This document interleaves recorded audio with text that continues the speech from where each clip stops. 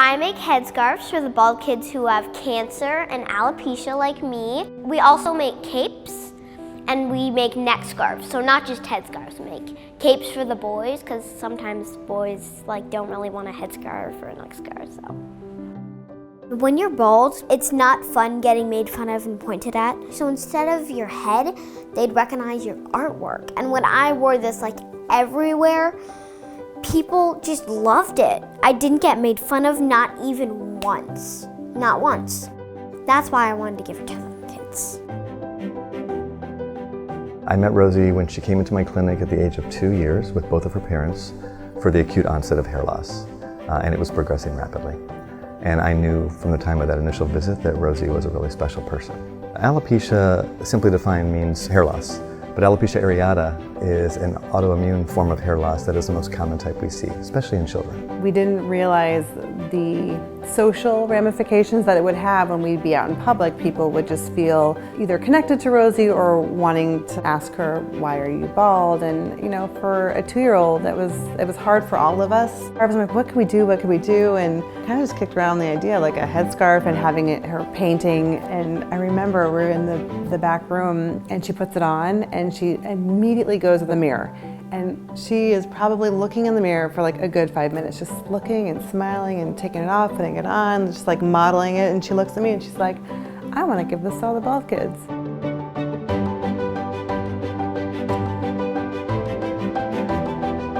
Hospitals can be a really intense and scary place, and art, and especially the work that happens in art therapy, can be really empowering for patients here.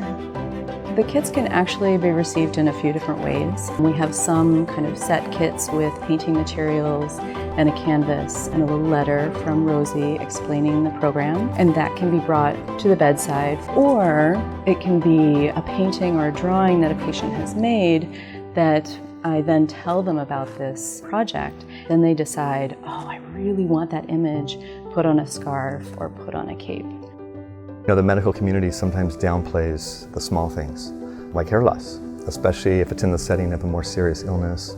But in doing this for 22 plus years, I've realized that these small things are sometimes the most important things to the family and have the biggest impact on their quality of life. I've seen a lot of incredible stories come out of Coming Up Rosies. I think that one meaningful area of impact that I've seen that I maybe didn't expect is the impact that it's had on families and on the parents. That's what we've learned over the time is it's not our daughter has alopecia. Our whole family has alopecia, and whole families struggle with this. Siblings of kids who are sick and the moms, the parents, sometimes are kind of a forgotten part of these families' journeys. The parents being able to see their child doing something fun, participating in art, receiving their scarf that they made and they designed. It's rewarding, and it's kind of a relief for the parents just to see them for that one moment or that one day, having a good time and feeling happy and sort of forgetting about everything. It's incredible to see the power for them in creating a program like this, and the pride in Rosie's mother, Paula, in seeing how much her daughter is able to help other kids, which is such a huge part of her mission, as well as to kind of bring confidence to herself. I remember we were 1 year into this. We were pulling up to the hospital and she's like, okay, Mom. She's like, I have to tell you something, but I don't want you to be mad. And she's like, I don't think I want to wear the headscarf. And I'm like, okay, can I ask you why? And she's like, because I like being bald. And I was like, wow, job well done. It's okay, you used to wear the headscarf and it helped you. And now today, you are like, I don't need it. That's beautiful, that's amazing, it's working. She's kind of shed this scarf. She's okay without it. And she's ready to teach other kids about how to wear it and then why you don't need it also. And I think that's the message. When she comes into the clinic, it's like seeing an old friend. We rarely talk about alopecia any longer because Rosie has accepted that as part of Rosie.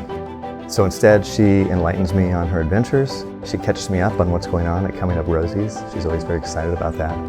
And she teaches me about life from the perspective of a not so young at heart child. So I really always look forward to the visits. This is about making one person in your day smile. And Rosie really personifies that for us. And I think that's the mission of this. I think they feel really happy. I really do, honestly, because when we make other people happy, that means I get to be happy. I congratulate Rosie and the Quins for Coming Up Rosies and what they're doing. They really are, I think, changing lives of children who find themselves in difficult medical situations with alopecia and even far beyond that. So they really are to be applauded.